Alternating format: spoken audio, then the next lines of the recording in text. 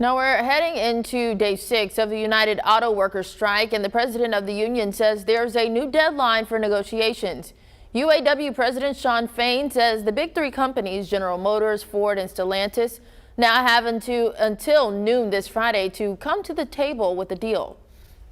And even though those strikes are happening in other parts of the country, the effects could soon be felt here in central Arkansas. TH11's Ian Russell spoke to a dealership who's been preparing their lots and showrooms for weeks.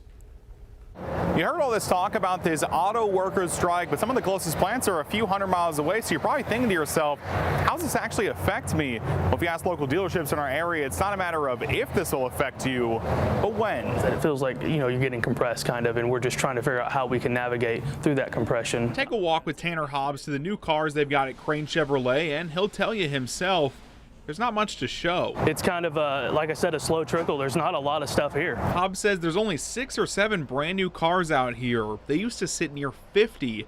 Part of that comes from issues left over from the pandemic. It's been a grind to, get consumers to come into the doors and come and purchase our products. But if the auto workers strike against the big 3, Ford, Stellantis, and General Motors, which own Chevrolet, continues, Hobbs says those problems are likely to only get worse. If you're looking to purchase a new vehicle, a new GM vehicle, it's going to be an issue if you have a transmission, an engine, small part on your vehicle go out. It's going to cause issues because those parts aren't being manufactured now. And if it goes long term, expect some major headaches for the shops that can't afford it. If you don't have inventory to sell, those costs can end up really eating into your bottom line and could put a lot of these car dealerships in a bind that they might have to shut down or close. That is a possibility. Jeremy Horpdahl is an economist at UCA. He says even if the strike lasts just a few weeks, delays could take even longer to bounce back from. You'll get a huge backlog of orders, and those won't get immediately cleared out. It can take months or even a year to get all those cleared out.